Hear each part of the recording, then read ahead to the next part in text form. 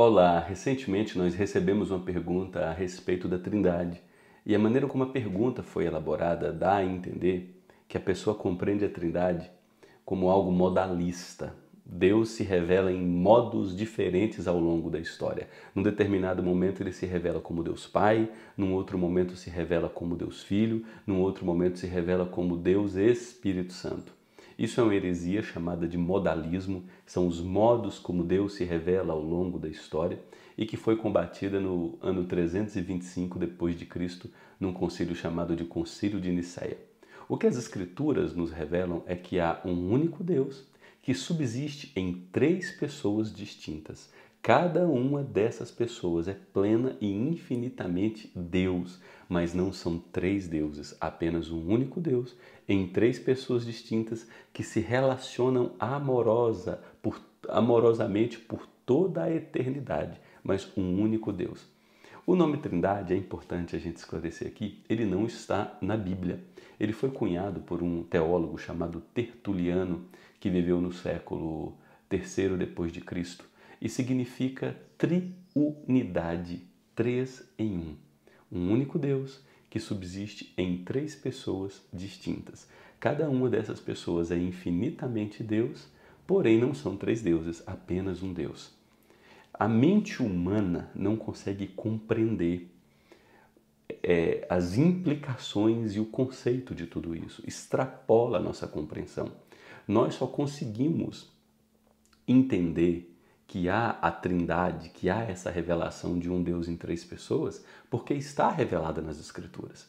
Por exemplo, Deuteronômio capítulo 6, versos 4 e 5, Moisés reúne a liderança do povo antes de entrar na Terra Prometida e diz: há um único Deus. Amem esse único Deus com toda a sua força, com toda a sua alma, de todo o teu entendimento. E é para vocês ensinarem a respeito desse único Deus aos seus filhos, aos seus descendentes. Então as Escrituras nos revelam que há um único Deus, mas ela também nos revela que esse Deus subsiste numa pluralidade de pessoas.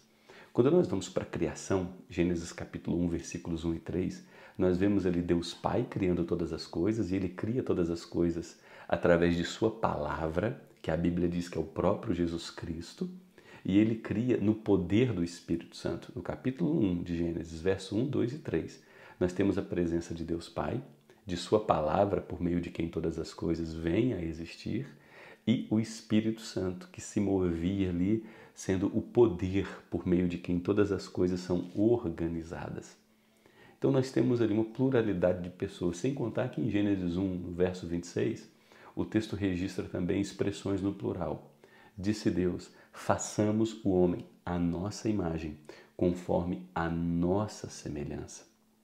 Embora não dê para a gente inferir desse texto a doutrina da Trindade, na medida que a revelação bíblica vai se desenvolvendo, vai ficando cada vez mais claro para nós que há uma pluralidade de pessoas no único Deus.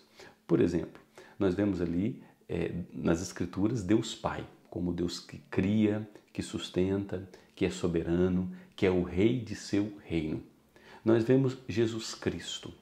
Jesus Cristo, ele é chamado em João capítulo 1 de o Verbo, a palavra, por meio de quem todas as coisas foram criadas. E João capítulo 1 nos diz que no princípio era o Verbo, que é Jesus, e o Verbo estava com Deus, e olha o que João nos diz, e o Verbo era Deus. Todas as coisas foram feitas por meio dessa palavra que é Jesus, e sem essa palavra que é Jesus, nada do que foi feito se fez.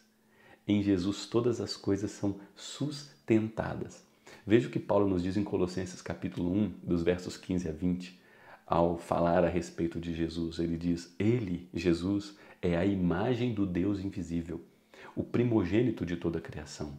Pois em Jesus foram criadas todas as coisas nos céus e sobre a terra, as visíveis e invisíveis, tronos, soberanias, principados, potestades, tudo foi criado por meio dele e para ele. Em Jesus tudo é mantido, nele tudo subsiste, porque Deus, aí é Deus Pai, achou por bem que em Jesus residisse toda a plenitude da divindade e que, havendo feito a paz, pelo sangue da sua cruz, por meio de Jesus, Deus Pai reconciliasse consigo mesmo todas as coisas, quer sobre a terra, quer sobre os céus.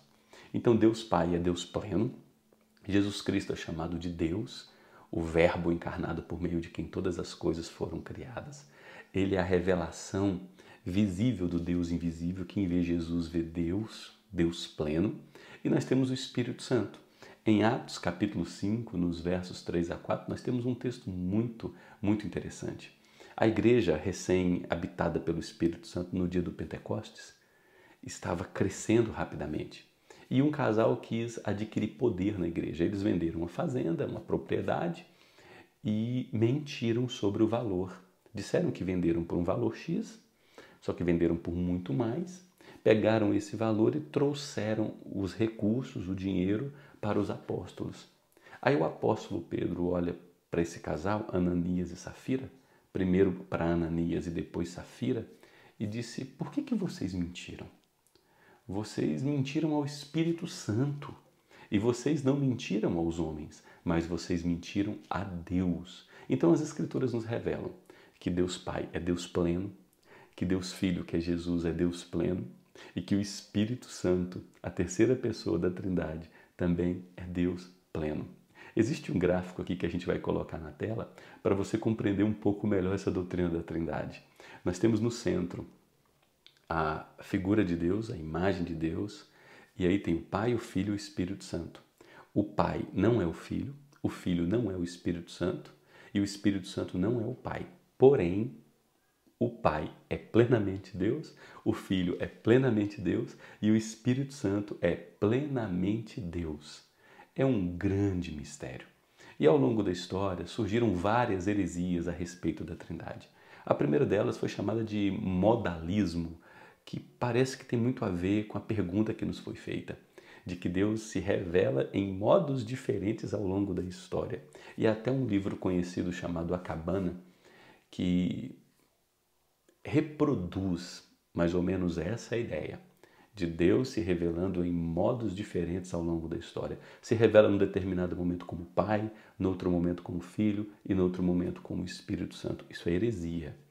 A Bíblia nos revela 3 pessoas distintas que se amam eternamente, que se relacionam eternamente, porém um único Deus. Cada uma dessas pessoas é infinita e plenamente Deus, mas um único Deus. É um grande mistério. Nós não conseguimos compreender essa doutrina da Trindade. Nós só a abraçamos porque ela está revelada nas Escrituras e nós nos curvamos dizendo: ó profundidade da riqueza. Deus é muito rico e a nossa mente não consegue compreender Deus. Uma outra heresia chamada de arianismo. Ário foi um líder nos primeiros séculos da igreja, no século II, início do século III, final do século II, início do século III. Ele dizia que Jesus foi apenas um filho de Deus que recebeu um poder especial. Era um homem como todos nós, mas que recebeu um poder especial. Essa doutrina, essa heresia, ficou conhecida como arianismo e foi combatida severamente porque atrapalha, prejudica a fé cristã bíblica conforme revelada nas Escrituras. E eu quero trazer uma última informação, sei que está um pouco longo esse vídeo, mas é importante para a gente compreender realmente essa pergunta e tentar trazer uma resposta bíblica para nós. Existe uma diferenciação criada na teologia. São 2 termos, trindade ontológica e trindade econômica. Ontos significa ser. A trindade ontológica é o ser de Deus. No ser de Deus não há distinção hierárquica entre Deus Pai, Deus Filho e Deus Espírito Santo.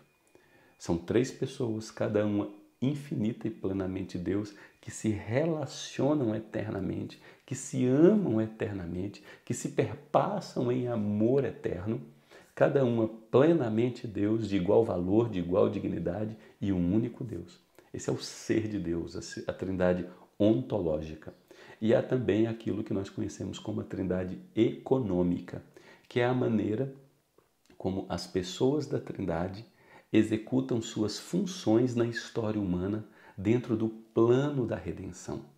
Dentro do plano da redenção e na história humana, Deus Pai é o Criador, Jesus Cristo é o Salvador, o Redentor, e o Espírito Santo é aquele que nos convence do pecado, da justiça e do juízo e habita em nós, como a garantia de que a obra que Deus começou, Ele mesmo terminará. Então, num certo sentido, dentro da trindade econômica, existe hierarquia. O Pai decreta, Jesus se submete à vontade do Pai, de cumprir realizar nossa salvação, e o Espírito Santo realiza a vontade do Pai e do Filho, que é aplicar a obra do Filho em nossas vidas. Trindade ontológica, não há distinção de dignidade, e trindade econômica, que é a maneira como as funções de cada pessoa da trindade são executadas na história humana dentro do plano da redenção. E é nesse sentido que Jesus diz que a minha vontade é fazer a vontade do meu Pai. É nesse sentido que Jesus diz que Ele e o Pai enviarão o Espírito Santo, o Espírito se submetendo à vontade de Jesus e do Pai, na trindade econômica. Mas são três pessoas completamente distintas, cada uma plenamente e infinitamente Deus, porém um único Deus. Esse é um grande mistério. Eu volto a dizer, nós apenas nos dobramos diante dessa revelação bíblica, nos curvamos e dizemos, ó profundidade da riqueza, tanto da sabedoria como do conhecimento de Deus. Quem, pois, conheceu a mente do Senhor? Quem, pois, foi o seu conselheiro? Porque dele, por meio dele e para ele são todas as coisas. A Deus seja dada a glória pelos séculos dos séculos. Amém.